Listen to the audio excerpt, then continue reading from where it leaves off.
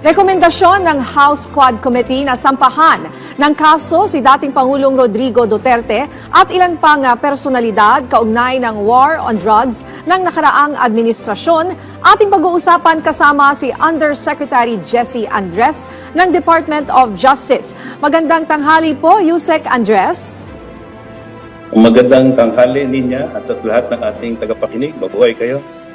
Sinabi po ni Pangulong Ferdinand Marcos na DOJ na ang magsasagawa ng assessment sa rekomendasyon ng House Quad Committee para sampahan ng kaso si dating Pangulong Duterte at ilan pang personalidad. Ano po ang mga susunod na hakbang dito ng DOJ? Well, paliwanag natin, bago pa man natapos ang Quadcom report, ang Department of Justice po ay nagtatag na ng isang task force sa National Prosecution Service na nakatutok sa extrajudicial killings or EJ case. So nagsimula na rin po kami ng aming investigasyon dun sa mga reports of extrajudicial killings at meron na rin kaming initial evidence. Ngayon po na natapos na ang Quadcom hearings, napakalaking tulong po ito dahil nakita naman po ng publiko ang napakaraming revelasyon na nangyari po dyan sa Quadcom hearings. At marami po tayong mga nakitang mga ebidensya na nagpapakita ng mga kinalaman ng mga taong involved dito sa ating investigasyon. Anyway, based po doon sa Quadcom report na aming recently natanggap, ipagtitibayin po natin ang dagdag na investigasyon dahil po doon sa maraming mga naisiwalat at mga admissions na tinatawag ko ngang possibly self-incriminating admissions na naibigay po under oath doon sa Quadcom. Yan po ay part ng evaluation natin. At dagdag pa po dyan, ang National Bureau of Investigation kasama po ang Philippine National Police ay nakikipagtulungan na po kasalukuyan sa ating Department of Justice para po mapagtibay ang ebidensya.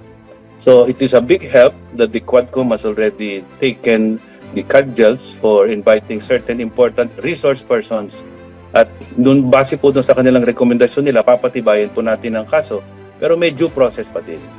Magandang tanghali po, Yusek Andres. Hingi rin po kami ng update sa case build-up ng Task Force EJK.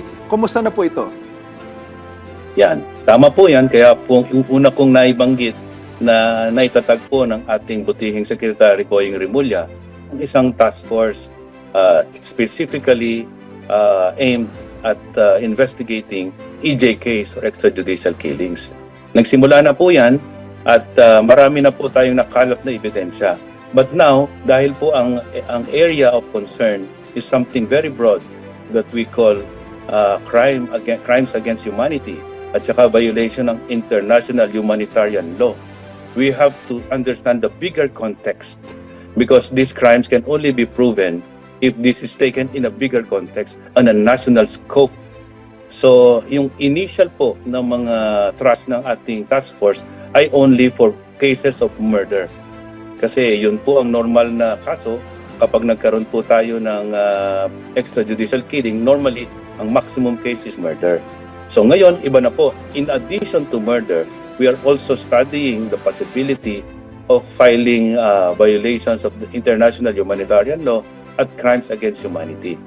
At intindihin po natin na napakalalaki pong tao ang involved dito sa posibleng kaso na ito. Kaya po dapat matibay ang ating case build-up at ang pagtutulungan po ng DOJ with the law enforcement agents ay kailangan po natin gawing very thorough.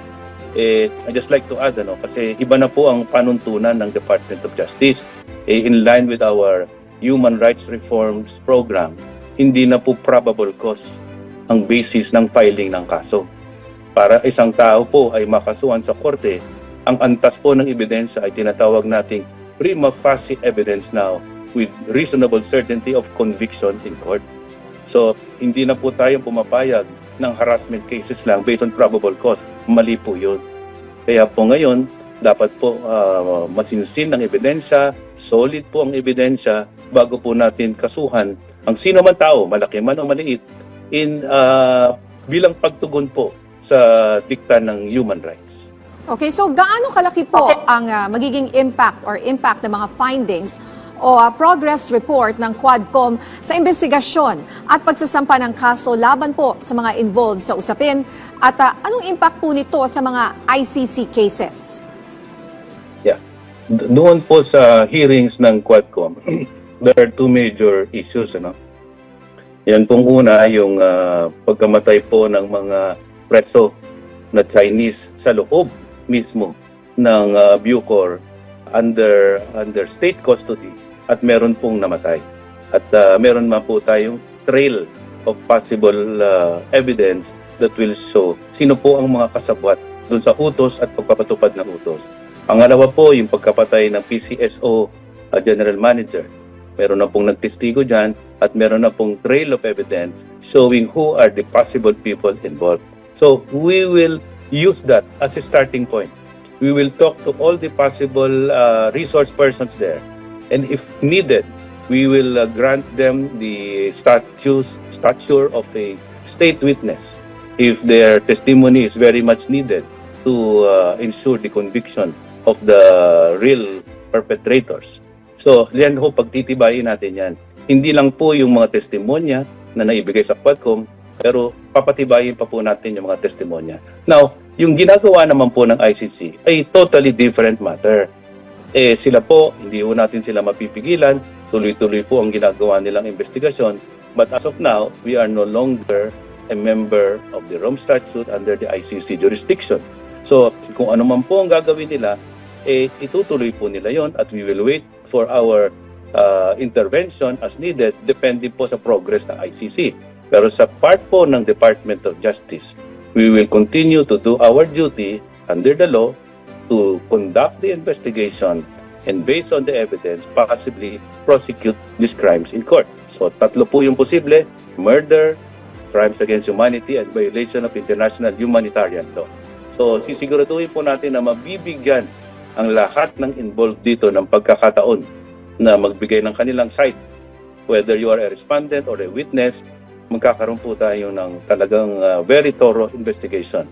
And we assure you that we will act on the basis of evidence and we will hold all those involved in this crime legally accountable based on evidence. Yusek Andres, sa pahayag naman po ng legal counsel ni dating Pangulong Duterte na si Attorney Martin Delgra ay sinabi niya na ang crimes against humanity ay terminong dapat i-define sa batas ng Pilipinas. Ano po ang masasabi ninyo rito? Tama po yun. Kailangan pong i-define sa batas at nakadefine na nga po sa batas. Sa Republic Act po na nag-enact ng International Humanitarian Law sa Pilipinas, nakasaad na ho doon lahat ng elemento ng krimen that could possibly constitute crimes against humanity. So it is there in the law and there is no need for anybody to wait for anything because the law is already clear on the aspects of the offense which are punishable. Okay, pinaiimbestigahan din po ng Quadcom ang anak ni dating Pangulong Duterte na si Davao 1st District Representative Paulo Duterte at dating economic advisor na si Michael Yang dahil sa pagkakasangkot di umano sa illegal drug trade. Iimbestigahan na rin po ba ito ng DOJ? Napakabigat po ng nakaatas na responsibilidad sa Department of Justice dahil po napakalaking mga personalidad ang kailangan naming imbestigahan. Ngunit hindi po matitinag ang Department of Justice at tatayo po kami sa aming tungkulin kung sino man po ang respondent na inaakusahan. Lahat po tayo kailangan sumailalim sa isang judicial or legal process. At hindi naman po pinapabayaan ang karapatang pantao ng lahat po ng mga respondent. Kaya po sila po mabibigyan ng pagkakataon na magbigay ng kanilang paliwanag at ayon po sa requirements of due process, yung preliminary investigation po, magsasabi na po tayo ng mga tao, hindi ho para sila iharas, ngunit para magbigyan sila ng pagkakataon na magbigay ng counter affidavit nila o kontrasalaysay para itanggi o pasinungalingan yung mga unang bintang dun sa complaint affidavit. So mahirap po na proseso yan, pero gagawin po natin yan. At sana po lahat po ng taong nasasangkot ay magpapailalim dun sa proseso para po tayo marisolba natin yan base po sa legal processes and in observance of the rule of law. Kahit po public official kayo, kahit hindi kayo public official, ginagarantiyahan po ng DOJ na ang karapatan-pantao niyo ay rerespetuhin sa proseso ng investigasyon at prosecution.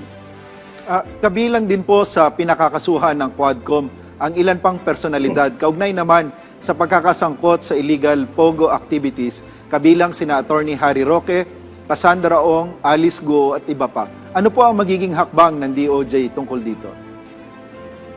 Nakafocus din po ang Department of Justice sa larangan po naman ng violation ng mga POGOs at saka doon po sa financial integrity issues, yung pong paggagamit ng foreign nationals, ng Filipino identity and acquiring Filipino property, land in the Philippines, at isa pong task force din ang nakatutok naman dyan. Kaya tuloy-tuloy po ang investigasyon dyan, and I will make the same assurance that we will do our jobs very thoroughly. Based on the evidence, we will give everyone a chance to present their side, but at the end of the day, based on evidence, we will hold those responsible for violations of the law legally accountable. And they will have to face their day in court in due time if the evidence so warrants. Pero tuloy-tuloy po kami ng pag-iimbestiga at may dagdag ko lang, both po dun sa first case, on EJ case, at saka dito po sa mga POGO, ang isa pong elemento para maging matagumpay po ang ating investigation at prosecution ay ang pakikilahok ng mga mamamayan. Yung community po, yung mga taong may kaalaman dun sa EJ case, dapat po maglakas loob din kayong tumayo para ipaglaban ang karapatan ninyo. Dahil ito na po ang pagkakataon na ang gobyerno ninyo ay tumatayo para sa inyo. Ngunit kung wala po kayong kooperasyon, wala po kayong lakas loob na makilahok sa proseso, masasayang po ang karapatan na pinaglalaban ng gobyerno para sa inyo. Ang isang elemento po ng 5 pillars of the justice system is the community. At yan pong mga independent na mga tao na hindi pa ho napatawag ng Quadcom, ngunit meron pong kaalaman sa mga krimen na iniimbestigahan, lumapit na po kayo sa Department of Justice. Meron po tayong Witness Protection Program at kayo po ay pakikinggan at protektahan para po maikasatuparan ang hustisya sa pakikilahok po nyo at pagtutulungan sa pag-imbestiga at pag-prosecute ng mga offenses na ito. Alright, maraming salamat po sa inyong oras. Department of Justice Salamat. Undersecretary Jesse Andres. Maraming salamat. Mabuhay po kayo.